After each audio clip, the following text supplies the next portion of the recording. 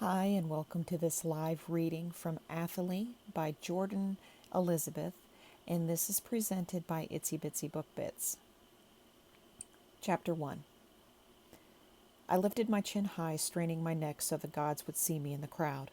They would know how much I loved them, and they would bless me from above, even if I was only a child. Here I stand, I recited under my breath. I bear witness to this most sacred day. Welcome to your yearly sacrifice. Drummers beat out a rhythm as dancers spun in bright red skirts, gold bells tinkling around their wrists and ankles. A few of the girls flapped giant feathered fans, the others twirling around them. The feathered dancers symbolized the gods, and their counterparts were us, the citizens of the Sapphire Empire. "Mother," I whispered, "can I be a dancer someday?" "Hush!" She pinched my arm, her gaze riveted to the display. But can I?" "No," she spoke from the corner of her mouth. "Only the lowly dance." How could that be when they shone so bright in the sunlight, their bare feet spinning over the hill's grass? The drummers beat faster, the waterfall beyond adding a layer to the music as if the gods themselves murmured. The music cut off, and the dancers fell to the ground in unison. "What's happening?"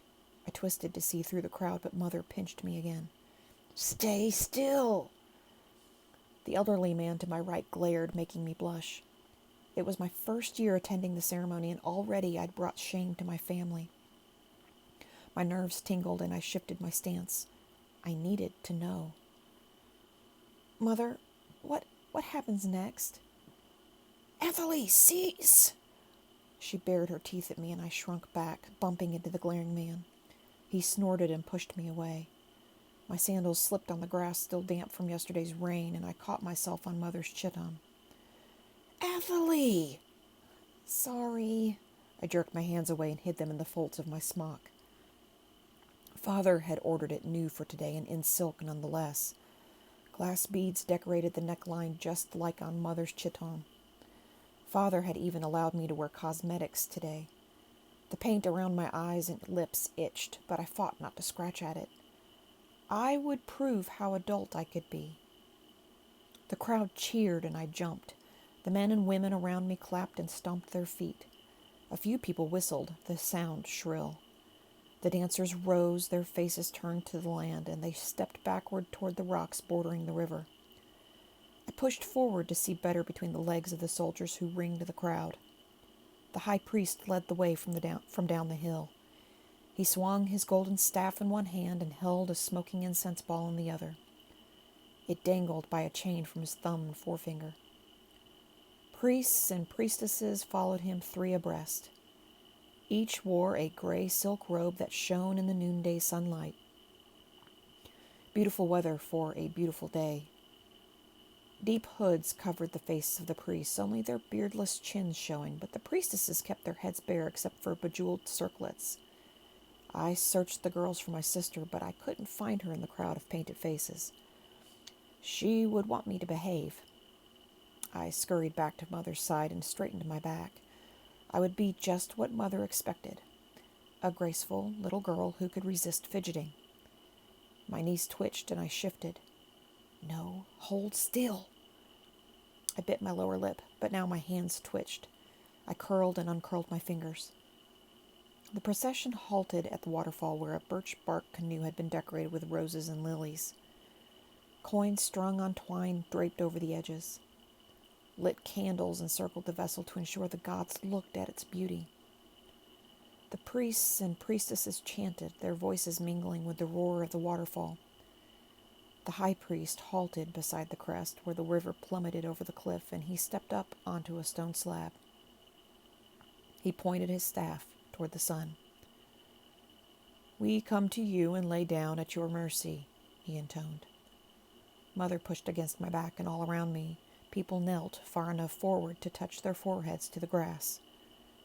Right, she'd mentioned something about that.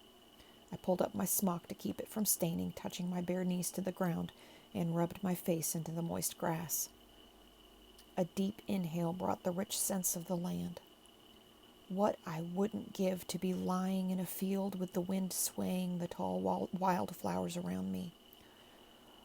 All rise for those who have given us life. We obeyed the high priest, and I risked a glance to the adobe temple far behind our crowd, but I couldn't spot the emperor on his balcony. "O great creators of the universe," the high priest shouted, "we bid you welcome this year's sacrifice." This was it. I twined a loose curl around my finger to give my hand something to do. I would not, but I pushed forward again to see better around the soldiers. 2 priests led a teenage girl up the hill. The priests and priestesses spread out along the river's edge, each man and woman grasping a blood-red candle. The priest to her right stepped with a limp, but the other swung his shoulders. The girl walked with her head up, her steps well-paced. She brought so many honors to her family. With her death, the empire would flourish for another year. How lucky she was to give us that gift. She wore a gray silk tunic, rimmed in rabbit fur and decorated with eagle feathers. Leather sandals laced up to her knees. How beautiful and regal she looked. If only I could look as gorgeous as that someday. She walked with pride in each step. I could match that pride. It would shine from me as bright as the sun. I was proud to witness this, just as I was proud to be a citizen of the Sapphire Empire. The high priest rapped his staff against the platform. "We offer you Fenella, daughter of Laird the bricklayer." The drummers began a new rhythm. It beat against my bones and stirred my heartbeat. This year I would witness the gods embracing the sacrifice. I wouldn't have to sit in the village school with the other little ones, able only to listen to far-off drum beats and to imagine the glory of the sacred moment. Fenella's steps slowed and staggered, and she stopped. I frowned. Father hadn't mentioned that part of the ceremony. Her kohl-rimmed eyes widened as she stared at the canoe. The priest at her side turned toward her, and she stumbled back a step, shaking her head. She lifted her hands to her face, and a cry burst out from her throat. Fenella stood in the rays of the sun with her emerald and gold earrings glinting. Gold dust sprinkled through her black hair, and she wept. Her screams lifted to the few clouds in the sky as blue as her eyes. "Don't make me do this!" She lunged toward us, and the 2 priests seized her arms. "I don't want to die!" I gasped along with others in the crowd. How could she not want this honor? Didn't she know that her death would bring the empire prosperity? The way everyone shifted and whispered, Fenella's behavior had to be unusual. I grasped my mother's wrist. Do they have to choose another sacrifice now, or will they do that tomorrow? She shook me off, frowning. "Mama, Papa," Fenella shrieked, "don't let them do this to me." She thrashed against the 2 priests that pulled her away from us. Her fingers curled into talons, and she caught the younger across his cheek. The man winced and cried out, and Fenella spit at his mouth. From where I stood in the crowd, I could see the bubbles in the saliva as it dripped over his lips down his chin. Why is she acting like this? The flower wreath slipped off my forehead. I shrank back, my own sob catching in my throat, and my heel crushed the flowers. "Stay still." Mother gripped my arm, her fingernails pinching my skin. "No, I want to leave." Tears pricked my eyes. The sacrifice didn't want this. The priest should let her go. Someone else could be chosen. Perspiration beaded across my body, and my smock caught under my arms. Curls stuck to my face. I pushed them back, my thumb catching in a tangle. Fenella shrieked louder. She threw herself onto the grass and crawled toward us, away from the waterfall, a strand of her hair coming free from her bun. The black kohl and green powder that had rimmed her eyes now trickled in dark rivulets down her cheeks. She could have been a demon risen up from the underworld. "Hold still," Mother hissed. "Cease your disrespect. Do not draw attention from the gods." They wouldn't look at me while Fenella acted like that. Why didn't anyone help her? The priest pounced upon Fenella as she crawled toward us on hands and knees. The one who had walked with such bravado now latched his arms around her belly and heaved her up. She flailed, tears falling faster. This was supposed to be an honor. The day was for celebration, not this. "I don't want to die," Fenella cried out. "Please don't kill me. I'll do anything. Anything." "Save her." I turned my face up to Mother, but she stared forward with a glazed expression, her lips moving in a silent prayer. I tried to wriggle around to reach Father on her other side, but he too prayed. He lifted his hands, palms upwards toward the sun. Why didn't anyone help her? Fenella didn't want to be the sacrifice. A sacrifice had to be willing, didn't she? The high priest remained at the edge of the cliff with his staff overhead. Rocks rose up from the grass at his feet. Mist hung heavy in the air, a rainbow appearing from the bottom to stretch out over the river. I squeezed my eyes shut. If I drowned out Fenella's cries and the prayers spun from the crowd, I could pretend to be alone. I could be throwing a twig into the river and then racing it toward the edge to see who reached the waterfall first. I could be crouched on the grass, inhaling the smooth, clean air, loving the mist against my face. "Gods of the world," the high priest bellowed, "gods of the universe, who have given us life, hear us now and accept this virginal sacrifice to your bosom. Rebirth her in your world and someday return her to us. We have kept her pure and holy for your sacred light." I was not alone. I stood with everyone else of the age in the Sapphire Empire on this sacred day. And my heart beat so hard, it ached. My teeth chattered and my legs wobbled. The mist wouldn't caress me. It would swallow a girl who didn't want to die.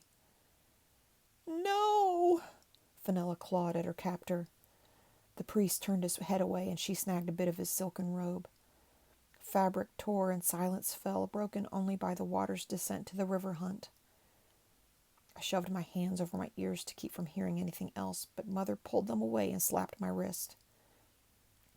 The high priest flared his nostrils in Fenella's direction. "Oh, gods, take this willing sacrifice and accept our love of you." "Will the gods not bless this year if Fenella isn't willing?" I whispered to Mother. "Athalie, hush!" She pinched my arm and pushed me behind her skirt as though to keep my disruptions from the high priest's view. I sought out Fenella's family in the crowd atop the cliff. Why didn't they stand up for her? In the place of honor at the river's edge, her parents knelt, faces upturned toward to the heavens. Her brothers and sisters stood behind them, hands clasped in prayer. Each of them wore a gray silk robe identical to what the priests wore, for they were bathed in honor. They did nothing for Fenella. The fine hairs on my arms rose up. Not even her little sister Chandel fought for Fenella's freedom. She beamed a smile at the sun, her eyes closed. Could she not see how Fenella battled for her life? She should lift her eyelids. She should look. Yesterday, Chandel and I had chased each other along the trail to the silent village. She'd spoken of Fenella's excitement. "We only got to see for a little while," Chandel said. "But she was so happy. We're overjoyed. Father said the emperor gave us a whole sack of gold just to mark the ceremony. Isn't that wonderful?" Did Chandel care more about wealth than about her sister? Had Fenella been excited then, or had she been too caught up in the feasts leading up to today? Chandel lowered her gaze from the sun and caught my eyes. Chandel looked at me and smiled. She smiled even though her sister begged for life. Why didn't anyone else care about Fenella? I pressed my hand to my mouth, but tears built up inside. I was 6. I couldn't do anything for her alone, but if everyone carried her home, then the high priest would have to select a new sacrifice. A murmur lifted from the crowd. I squirmed between Mother and Father to see again, even though my stomach clenched and bile lifted in my throat. Fenella grasped at her mother-of-pearl necklace and broke the string. Pearls shot out across the grass. Last year, winter had been cold enough for snow. It had been one beautiful day where we twirled in the streets, catching flakes on our tongue. Already Fenella returned to the world, for she brought us snow in the form of pearls. She threw her head back in a fresh scream as 3 priests held her down in the canoe. "We need rope," the high priest said. A priestess left the gathering, running down the hill. I caught a glimpse of blue-black ringlets. My older sister, Gazella. The high priest had chosen her last year when she turned 14 to be a priestess. She would serve the gods in our family's name. She would wed no man and have no home, but serve the empire at the high priest's side, obeying the will of the gods. She saw the terror of forcing Fenella too. Gazella ran from the scene. My legs yearned to go after her, but I couldn't with Mother at my side. Gazella would get help. Maybe she would go to the Emperor and beg for mercy for Fenella. "No, it's going to hurt. I'm going to be smashed to pieces on the rocks." Fenella kicked until they trapped her ankles in their hands. Her chiton caught around her hips and a jewel twinkled in her navel. Just moments ago I'd thought Fenella looked like a princess. I yearned for her beauty. Now she'd been forced to lay like one of the alley slaves Mother always rushed me past. I winced for Fenella, but she didn't need to fear much longer. Gazella would help her. The gods and Emperor would have mercy. The high priest approached Fenella, swinging his golden ball of incense. The sweet smoke mingled with the waterfall's mist. My stomach churned. Never again would I be able to endure Jasmine. "See here," he said to the gods, "we offer you a virgin of 16. She has been untouched by our men, but she has learned the ways of the Sapphire Empire. When you welcome her home to the heavens, she will tell you of our joys and exploits. She will tell you what we need." "I don't want to die." Her cry drowned out his words. A priestess came forward to wrap something around Fenella's mouth, muffling her next cries. My legs wobbled until I collapsed to my knees. She didn't want to die. She wanted to live. A different sacrifice had to be chosen. Fenella couldn't be forced into this. It wasn't right. The high priest swung his incense harder. "Pity us humans. Bring us rains for our crops. Bring us sunshine for growth. Bring us wind to chase away the smoke of our hearths." Gazella ran back up the hill with coils of rope slung over her arm, her cheeks flushed from sunshine and exertion. "No!" I bit down hard on my knuckles to keep from screaming at her. She hadn't gone for help. She'd retrieved rope. My sister wasn't doing anything to help poor Fenella. She bowed her head to the high priest, who snatched the rope away and tossed it to the lesser priests. Fenella trembled as they bound her wrists and ankles inside the canoe. As they finished the last knot, she fell still, but over the rim of the canoe I could see her chest heave with panicked breaths. "May the gods have pity on her," the elderly man at my side said. If they pitied her, they wouldn't force her to die. Did the gods listen to us at all? Something had to be done. I couldn't just stand there, but what could I do? Who could I go to? The Emperor wouldn't listen to me, and the gods certainly weren't listening to Fenella. Last year's sacrifice had gone with her head held up. She had smiled and waved as she walked through the village streets to the waterfall. I could be the next one. Oh, gods, it could be me. I rolled back to my bottom, then up to my feet, pushing through the crowd, a blur of bright fabrics and a smear of perfumes to reach the edge where Gazella stood. She blinked at me, her mouth opening as I grabbed her arm. "Fenella doesn't want to be the sacrifice," I blurted out. "Hush!" Gazella edged me closer to the river. Tears burned my eyes and my chest heaved now as Fenella's did. Beside the water, where it crashed upon rocks and sprayed into the air, my older sister crouched to be at eye level with me. Fenella was chosen. It is the will of the gods. "But she doesn't want to die." "It isn't death." Gazella tucked a curl behind my ear. How perfect Gazella looked, her eyes rimmed in thick lines of black coal, her hair pinned back in a sleek bun. A yellow tunic peeked out from beneath her crimson priestess robe. "The gods will cherish her, and she will be reborn to us." I bit my lower lip. Wind tickled my cheeks and bare legs and stirred my smock. Curls stuck to the paint on my lips. Voices carried on that breeze, and I watched Gazella's expression to see if she heard them too. I could only catch a few words. "Fenella is a disgrace. The gods will curse us this year." She didn't flinch. She didn't hear them. If I mentioned the voices on the wind to Mother, she tended to slap me and say, "Stop with your high tales." Gazella had always acted like it was a game. "What are your magical voices telling you now?" she would ask, and so I stopped mentioning them. I couldn't keep these to myself, not now. A new sacrifice had to be chosen for Fenella's sake and for the Empire's. I opened my mouth to speak. "It will be painless for her," Gazella said. "But she will die. She'll hit the rocks just like she said." "Yes, but the gods will make sure she feels nothing." I folded my arms as fresh tremors crawled over me. Vomit built up in my stomach, creeping up my throat and the back of my nose burned. "I don't want to be a sacrifice," I choked out. Her painted lips stretched into a smile as she stroked my cheek. "You're only 6, sweet Athalie. Think of other things." I threw myself against her and clung, digging my fingers into the crevice between her shoulder blades. "But what about when I'm older? I don't want to die." "Let me tell you a secret." Her lips brushed my ear. "The gods will never choose you for a sacrifice. They have already claimed one of our family for their own." She pulled back to look me into my face. "Me." My eyes widened. "You'll be the next sacrifice? My beloved sister would be next to smash at the bottom of the waterfall?" I'd sent sticks over and lost them in the mist, but when winter came and the ice formed, rocks did show at the bottom. Those sharp, gigantic boulders would tear apart my beautiful sister.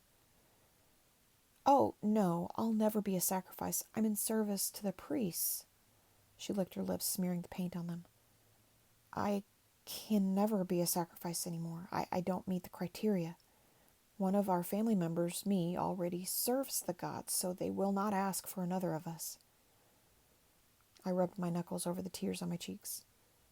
"So you'll keep me safe?" "You are already safe, I promise."